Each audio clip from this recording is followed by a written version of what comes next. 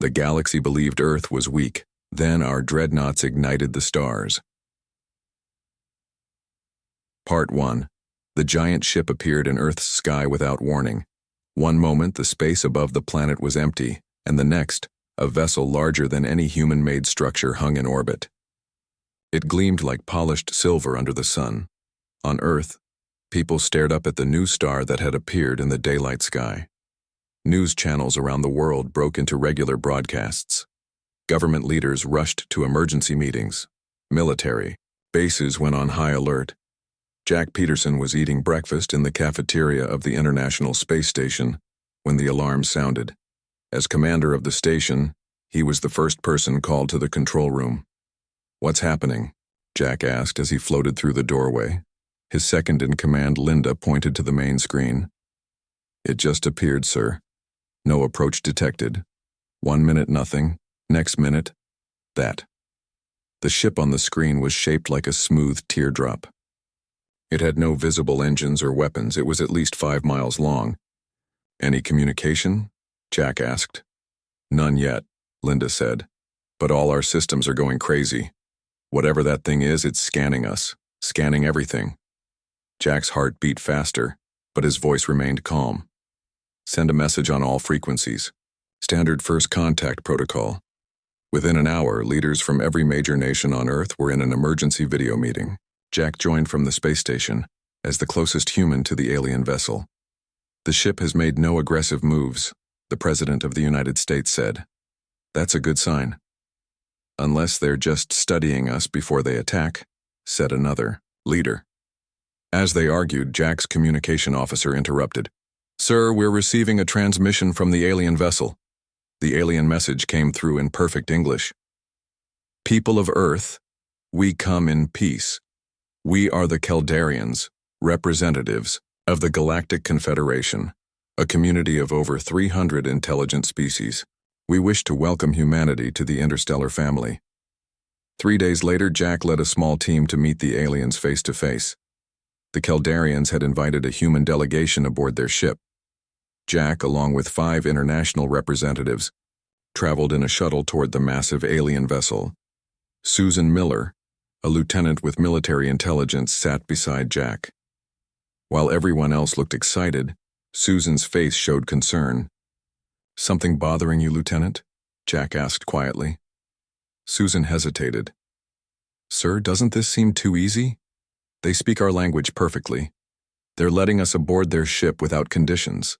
It all feels convenient."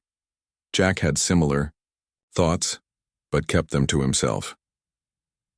"Stay alert, but let's not assume the worst yet." The inside of the Caldarian ship was more amazing than they had imagined. The walls glowed with soft light. The air smelled like a fresh spring morning. Gravity felt perfectly normal despite being in space. The Caldarians themselves looked almost human, except for their pale blue skin and large, almond-shaped eyes. They stood slightly taller than the average person and moved with unusual grace. Their leader, who called himself Ambassador Zortek, greeted the humans with a slight bow. "Welcome, friends. We have watched your world for some time. Your species has great potential." Over the next few weeks, the Caldarians shared stories about the Galactic Confederation. They described wonderful planets filled with different life forms. They talked about technologies that sounded like magic to human ears: instant travel between stars, cures for all diseases, unlimited clean energy. Earth's governments quickly formed a united council to deal with the aliens.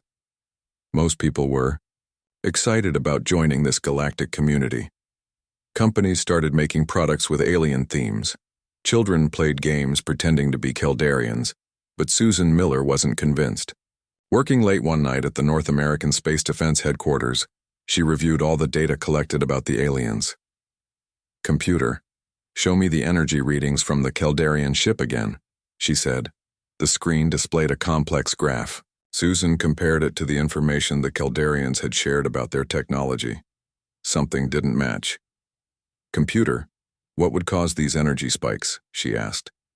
After processing, the computer responded, "Closest match, weapon systems, charging." Susan worked through the night. By morning, she had a list of concerns. The Kaldarians claimed their ship was a diplomatic vessel, but its energy usage matched a warship. They asked detailed questions about Earth's resources but shared little concrete information about themselves. And they were mapping Earth's military installations while claiming to study natural landmarks. When Susan brought her findings to her superiors, they dismissed her concerns. "Don't rock the boat, Lieutenant. This is the greatest opportunity in human history." Only Jack Peterson listened to her. They met secretly in a quiet corner of a Washington, D.C. park. "I've noticed things too," Jack admitted. "They're extremely interested in our mineral deposits, and they keep asking about our population numbers and military capabilities." "This isn't a friendly visit," Susan said firmly. "It's reconnaissance." Jack nodded slowly. "But we need proof before we can convince anyone. The whole world is in love with the idea of joining this confederation." They agreed to gather evidence. Jack would use his position to get more information during his visits to the Kaldarian ship. Susan would continue analyzing the data from her military post. 3 months passed. Earth's united government signed a preliminary treaty with the Kaldarians. The aliens promised to share some basic technologies as a show of good faith. In return, Earth would allow Kaldarian scientists to study the planet. The night before the first technology exchange was scheduled, Susan called Jack urgently. "They're leaving," she said, her voice tense. "The Kaldarian ship is powering up." Jack watched from the space station as the massive alien vessel moved away from Earth. Within minutes, it vanished, jumping to what the Kaldarians had called hyperspace. They said they would send a larger delegation, Jack told the Emergency Council. Meeting the next day, Ambassador Zortek claimed they needed to report our successful first contact. But Jack didn't believe it anymore. Neither did Susan, who presented her complete analysis. "They've mapped our defenses, cataloged our resources, and studied our weaknesses," she explained. "Everything they did matches standard military intelligence gathering." 6 weeks later, Susan's warning proved correct. The sky filled not with one Kaldarian ship, but with hundreds. And this time, they didn't come to talk. The invasion of Earth had begun. The galaxy believed Earth was weak. Then our dreadnoughts ignited the stars. Part 2. The sky burned. Kaldarian warships fired energy beams that cut through buildings like they were made of paper. Cities that had stood for hundreds of years fell in minutes. Earth's militaries fought back with everything they had, but their weapons barely scratched the alien ships. Alan Wright watched the destruction of Denver from a mountain lookout. Once a Marine sergeant, he had been on leave visiting his family when the invasion began. Now his family was gone, lost in the first wave of attacks. He gripped his rifle tightly, though he knew it would do little against the invaders. "They're landing troops," said a voice behind him. Alan turned to see an older man with a pair of binoculars. He was pointing at the city center where large Kaldarian transport ships were touching down. "I'm Rick," the man said. "Used to be police. Now I guess I'm whatever fights those things." Within days, Alan and Rick had gathered 24 survivors. They hid in an old mining tunnel in the Rocky Mountains. Some were soldiers, others were ordinary people who had managed to escape the cities. All of them wanted to fight back. "The armies are defeated," Alan told the group. "The governments have surrendered, but that doesn't mean we give up." For weeks they watched as the Kaldarians established their rule. The aliens set up bases in every major city. They built strange towers that seemed to monitor everything. Large machines began digging into the earth, extracting minerals and metals. The Kaldarians announced their victory through captured human communication systems. Their message played on all frequencies. "People of Earth, resistance is futile and unnecessary. The Galactic Confederation brings order and purpose to primitive worlds. Your lives will improve as you learn to serve the greater galactic community." But the truth became clear quickly. Humans were being rounded up and forced to work in mines and factories. The Kaldarians wanted Earth's resources, and they would use humans as slave labor to get them. "This Galactic Confederation is no community," Rick said one night as the group gathered around a small fire deep in their tunnel. "It's an empire, and we're just the newest slaves." Alan nodded. "But we won't stay slaves for long." Their resistance group began small operations. They raided Keldarian supply depots. They sabotaged mining equipment. They helped humans escape from work camps. Each success brought more people to their cause. Meanwhile, in a different part of the world, a different kind of resistance was forming. Dr. Diane Powell shivered as she worked. The secret laboratory beneath the Antarctic ice was safe from the Keldarians, but it was always cold. She had been leading a research team studying new energy sources when the invasion happened. Now, their work had taken on new meaning. "Look at this," she said to her colleague, Ben. She pointed to a screen showing the inside structure of a piece of Keldarian technology. "Their power systems are advanced, but not as advanced as they want us to believe." Her team had managed to capture a damaged Keldarian transport. For months they had been taking it apart, studying how it worked. What they discovered gave them hope. "Their technology follows rules we can understand," Diane explained. "Different materials, yes. More advanced, certainly. But not magic, not beyond our comprehension." In fact, Diane and her team were doing more than just understanding the alien technology. They were improving on it. On the other side of the planet, Alan's resistance group had grown. What started as 24 people in a mountain tunnel was now a network of thousands spread across the western United States. Similar groups had formed around the world. They communicated using old radio equipment that the Keldarians didn't bother to monitor. 1 year after the invasion, Alan led a raid on a Keldarian communication center. His team slipped past the guards and planted explosives. As they were about to leave, Alan noticed something strange. A human working willingly with the Keldarians. The man wore a special uniform with alien symbols. He spoke to the Keldarians as if they were his friends. When he spotted Alan, he reached for a weapon. Alan was faster. He tackled the man and dragged him out before the explosives detonated. "Why are you helping them?" Alan demanded when they were safely away. The man laughed. "Because they're going to win. The Confederation has conquered hundreds of worlds. Earth is nothing special." "You're wrong," Alan said. "We are special, and we will show them how special very soon." 3 years into the occupation, the Resistance had become a true underground army. They had bases hidden in mountains, deserts, and beneath the oceans. They had captured enough Keldarian weapons to arm thousands of fighters, but their greatest achievement came from Diane Powell's team in Antarctica. After years of studying alien technology, they had created something new, a power source that could change everything. Diane stood before a group of resistance leaders who had traveled secretly to her hidden base. Among them was Alan Wright, now a general in the resistance army. "What you're about to see," Diane said, "is why Earth will win this war." She led them to a large chamber deep under the ice. In the center stood a device about the size of a car. It glowed with a strange blue light. "We call it the Stellarium reactor," Diane explained. "It uses an element that only exists on Earth. The Keldarians have been mining it, but they don't understand its true potential." She activated the device. The blue glow brightened until it was painful to look at. Energy readings on nearby monitors climbed higher and higher. "This single reactor produces 10 times the power of their largest ship's engine," Diane said. "And we can build hundreds of them." Alan smiled for the first time in years. "So what do we do with all this power?" Diane's answer was simple. "We build our own ships, better ships, and then we take back our planet." On the surface, the Keldarians continued their operations, unaware of what was happening beneath their feet. They believed Earth was conquered, its people broken. They had no idea that humans were preparing a surprise that would change the galaxy forever. 5 years after the invasion began, the Resistance was ready. The time had come to show the aliens exactly what humans were capable of when pushed too far. The galaxy believed Earth was weak. Then our Dreadnoughts ignited the stars. Part 3. Deep beneath the Atlantic Ocean, in a cavern that didn't exist on any map, humans were building something massive.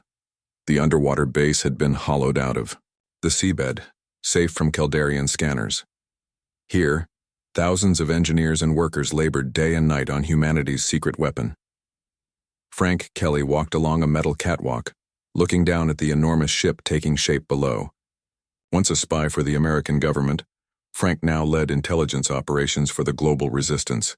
His job was to keep the Kaldarians from discovering what was happening in bases like this one. "Impressive, isn't it?" asked a voice beside him. Frank turned to see Steve Harris, the man chosen to captain the ship when it was finished.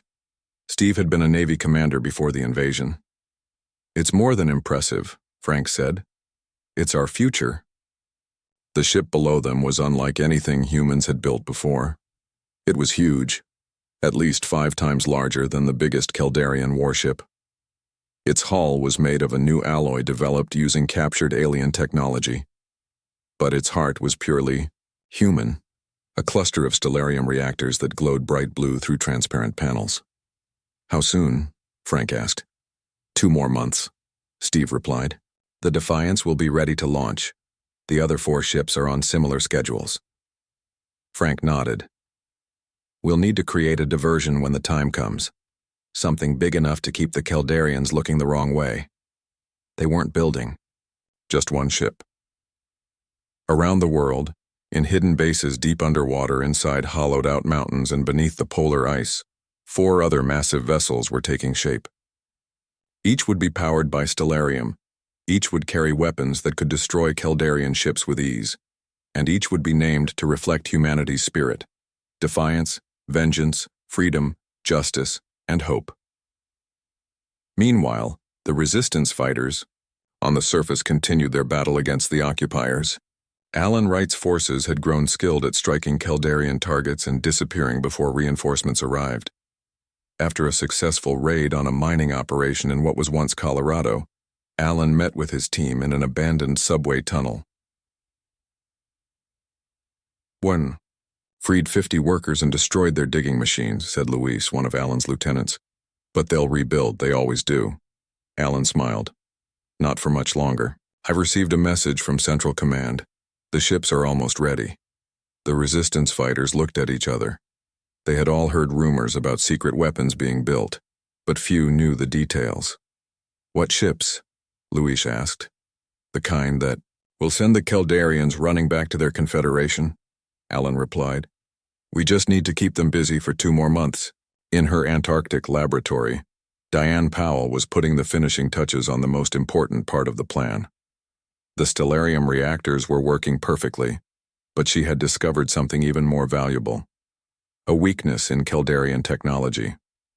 "Their shields operate on a specific frequency," she explained to General Laura Martinez, who had flown in secretly to check on their progress. "If we hit them with the right energy pattern, the shields collapse immediately." Laura studied the Yaur diagrams on Diane's screen. "And our weapons can produce this pattern?" "Better than that," Diane said with a smile. "The stellarium energy naturally resonates at almost exactly the right frequency. It's like the universe designed it specifically to counter their technology." Laura shook her head in amazement. "No wonder they wanted our planet so badly. They must have detected the stellarium, but didn't understand what it could do." "Their mistake," Diane said. "One they'll regret soon." As the 2-month deadline approached, Frank Kelly put the final phase of the plan into motion. Resistance cells around the world began a coordinated series of attacks on Kaldarian facilities. These weren't the usual hit-and-run operations. These were designed to draw attention and resources away from the oceans and polar regions where the ships would launch. The day before the planned launch, Frank met with his top agents in a safe house beneath the ruins of London. "Tomorrow, everything changes," he told them. "For the past 5 years, we've been fighting to survive. Starting tomorrow, we fight to win." His agents would spread the word to resistance groups worldwide. When they saw the signal, 5 bright lights rising into the sky, they should launch all-out attacks on every Kaldarian position they could reach. That night, in the underwater shipyard, Steve Harris addressed the crew of the Defiance. 500 men and women stood at attention, wearing new uniforms with Earth symbol, a blue and green circle on their shoulders. "The Kaldarians came to our world thinking we were weak," Steve said. "They believed we would accept slavery. They were wrong. Humans don't surrender easily, and we never stop fighting for our freedom." He pointed to the massive stellarium cannon mounted at the front of the ship. This weapon can do something the Kaldarians thought impossible. It can ignite the very materials their ships are made of. When we fire this cannon, their vessels won't just be destroyed. They'll burn like stars.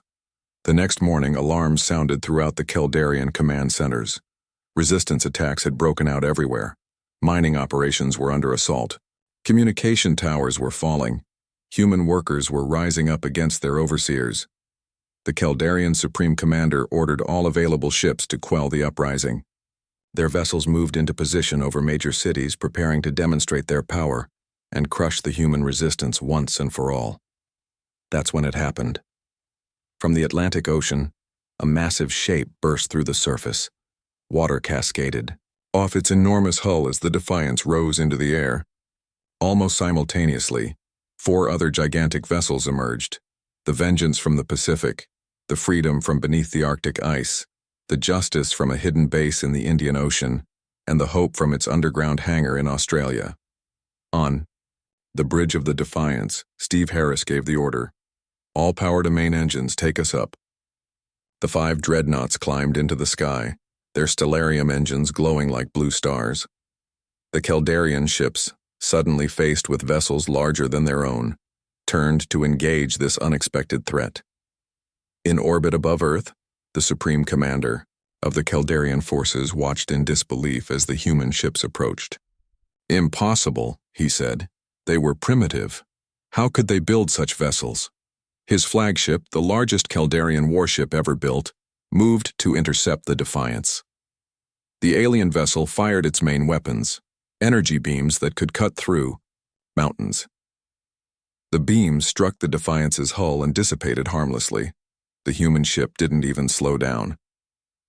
On the Defiance, Steve Harris stood calmly as his ship absorbed the Kaldarian attack without damage. He looked to his weapons officer and nodded. "Target their flagship," he ordered. "Fire main cannon." The front of the Defiance opened like a flower, revealing the massive stellarium cannon. It glowed brighter and brighter, then released a beam of pure blue-white energy. When the beam touched the Kaldarian flagship, something astonishing happened. The alien ship didn't just explode, it ignited. The material of its hull began to burn like the surface of a sun, growing brighter and brighter until it was painful to look at. Then it was gone, leaving only a fading ball of light, where a mighty warship had been moments before. Throughout Earth's orbit, the scene repeated itself as humanity's 5 Dreadnoughts engaged the Kaldarian fleet.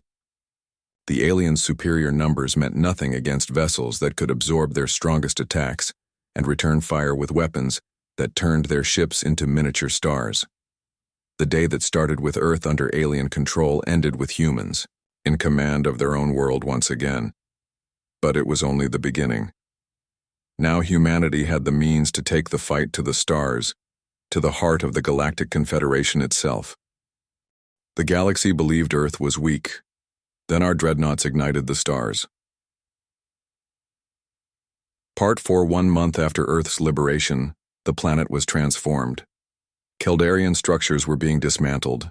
Their mining operations had been shut down. The few aliens who surrendered were held in special facilities while human leaders decided their fate. More importantly, humans were building. New shipyards had been constructed in orbit around Earth and the Moon.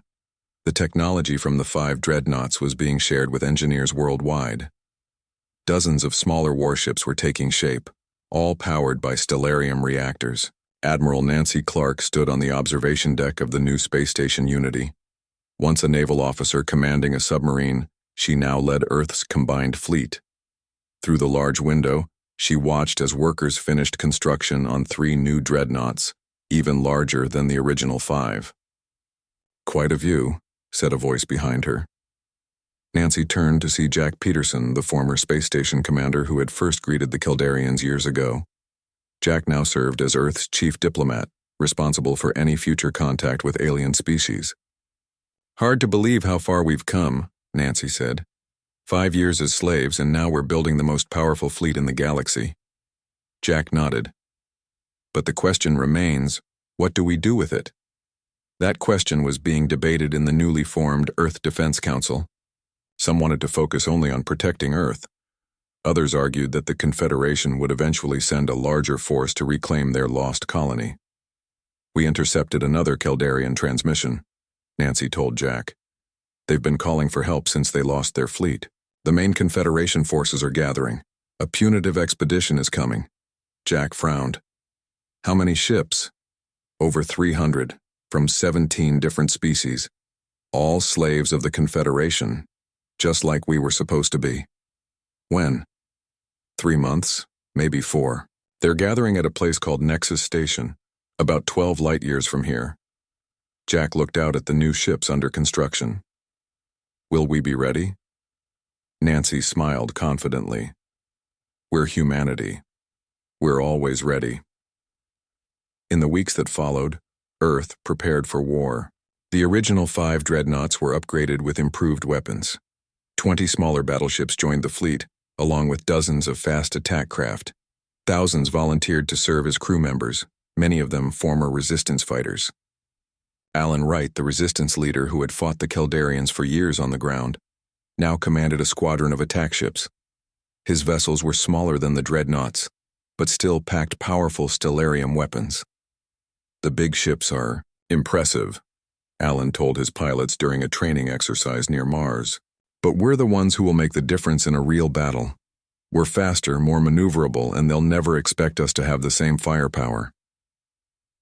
On the Defiance, now the flagship of Earth's fleet, Captain Steve Harris met with Admiral Nancy Clark to discuss strategy. "We could wait for them to come to us," Steve suggested.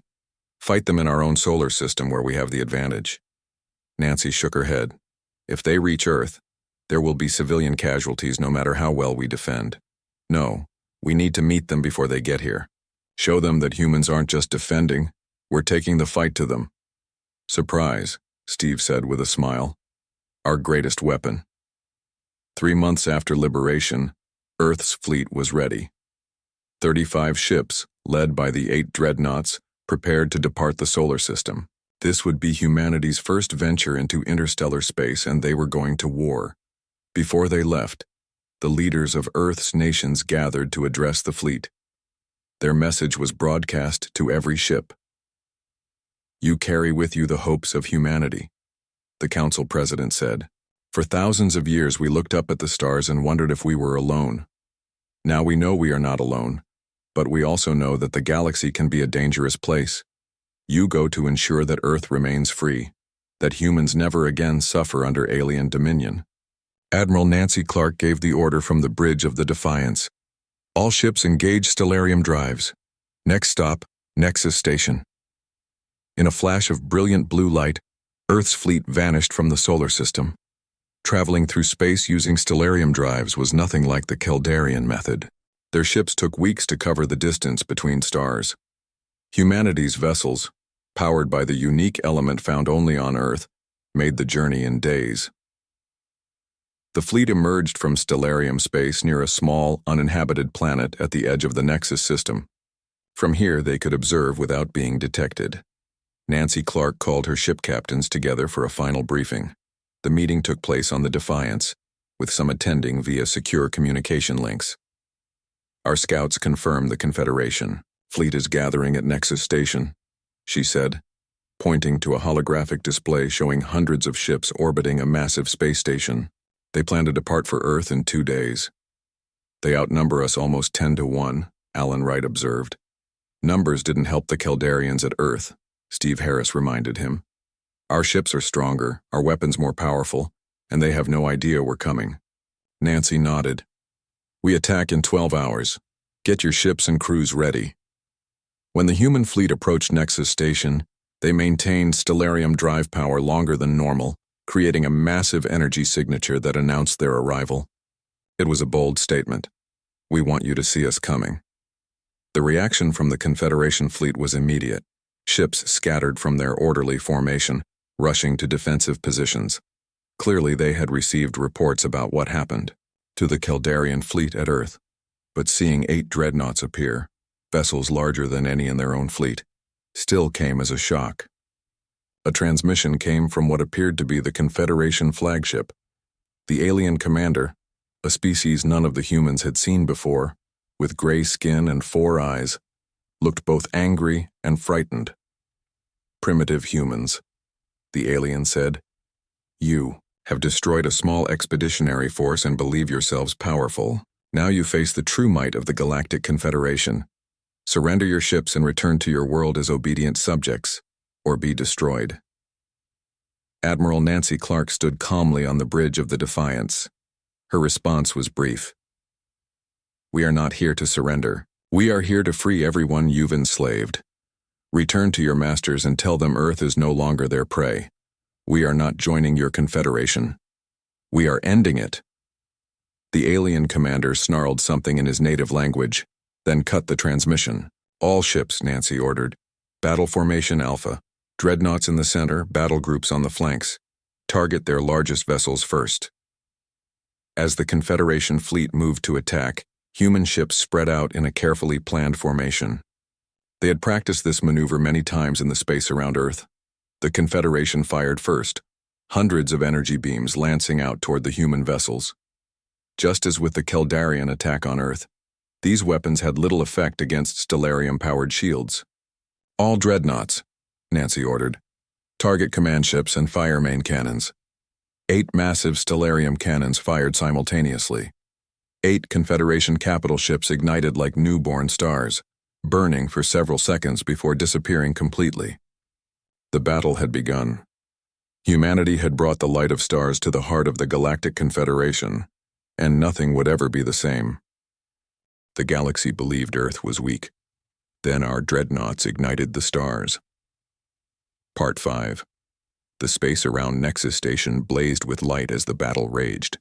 Human dreadnoughts moved steadily forward, their stellarium cannons turning Confederation ships into brief, bright stars.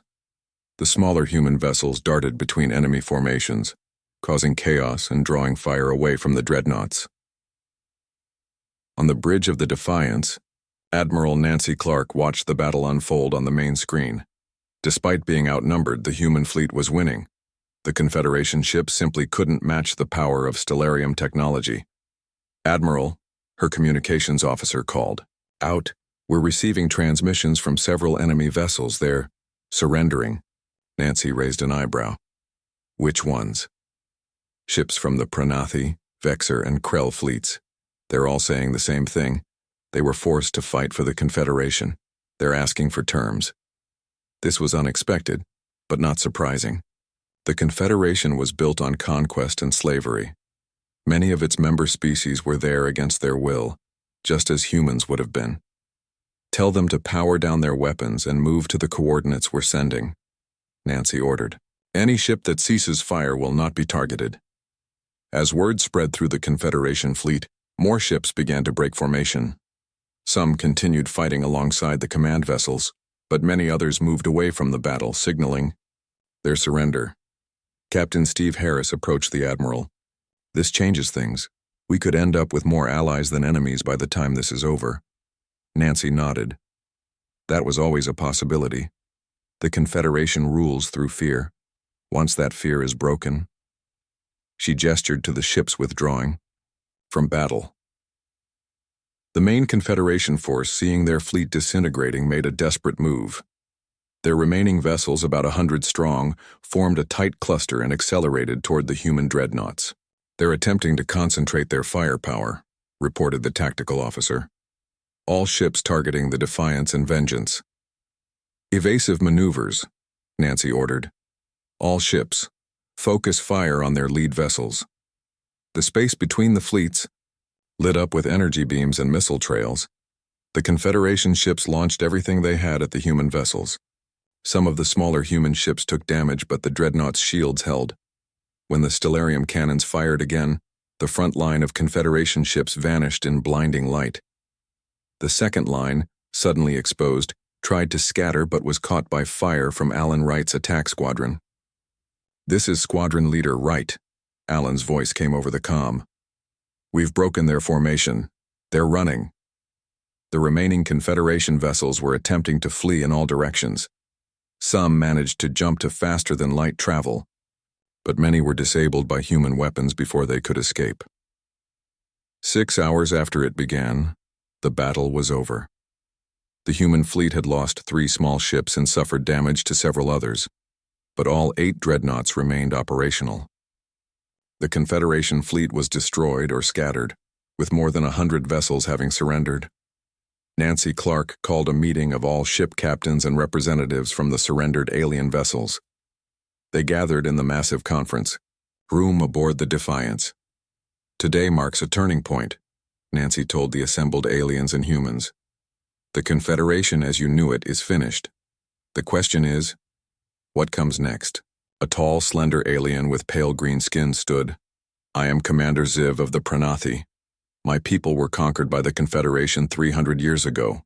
We have been waiting for this day, hoping someone would break their power." Other alien representatives shared similar stories. The Vexer had been enslaved for 5 centuries, the Krell for almost 1,000 years. Each species had been forced to fight for their conquerors, to help subjugate other worlds just as they had been subjugated. Jack Peterson, Earth's diplomat, addressed the gathering. "We didn't come here to create a new empire with humans in charge. We came to end the empire altogether." He proposed a new alliance, one where each species was equal, where no world would be forced to serve another.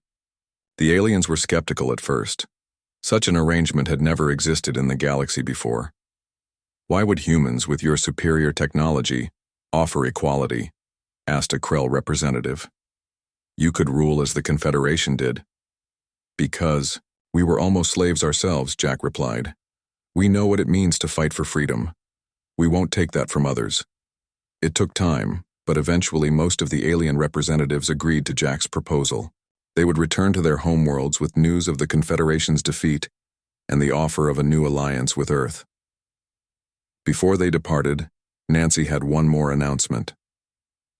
"There is one more task we must complete. The heart of the Confederation still exists, the ruling species that began the Empire thousands of years ago. They call themselves the Founders, and their homeworld is 20 light-years from here." The aliens reacted with surprise and fear at the mention of the Founders. "We don't need to fight them," said one.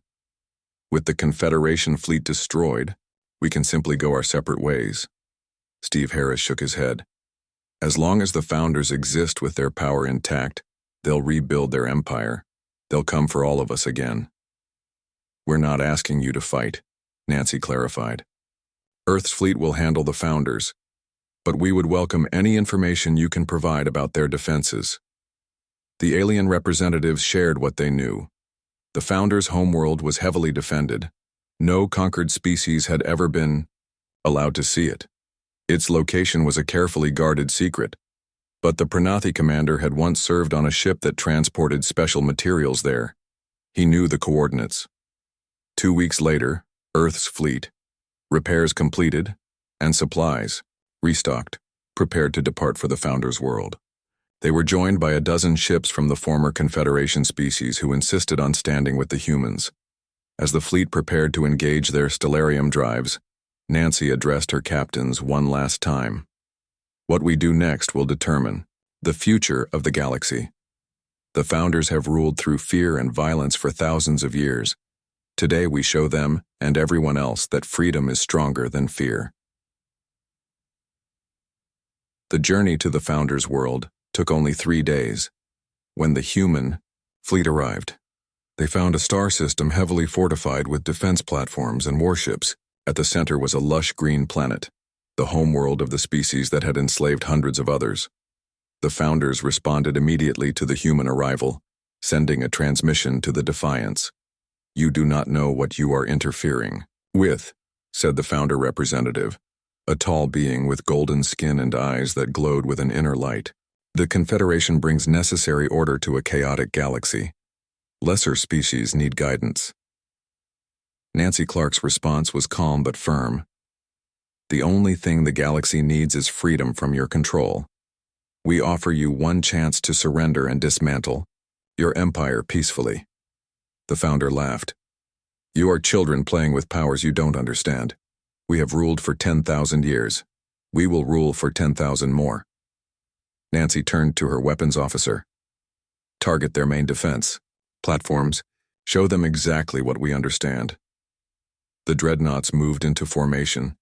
The stellarium cannons powered up, glowing with blue-white energy. "Fire," Nancy ordered.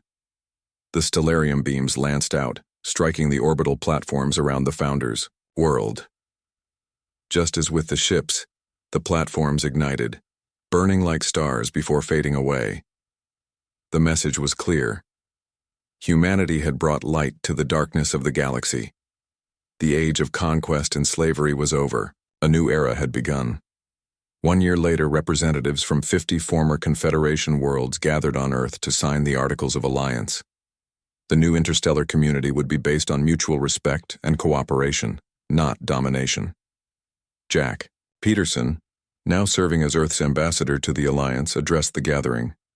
When the Caldarians first came to Earth, they believed we were weak because we welcomed them peacefully. They never understood that our capacity for kindness is matched only by our capacity for righteous anger when betrayed. They came seeking another conquered world for their collection. Instead, they awakened a force that would free the galaxy. Above the Alliance headquarters, Earth's dreadnoughts hovered in formation. Once weapons of war, they now served as guardians of a new galactic peace. Reminders of the day when humanity ignited the stars and changed the course of galactic history forever.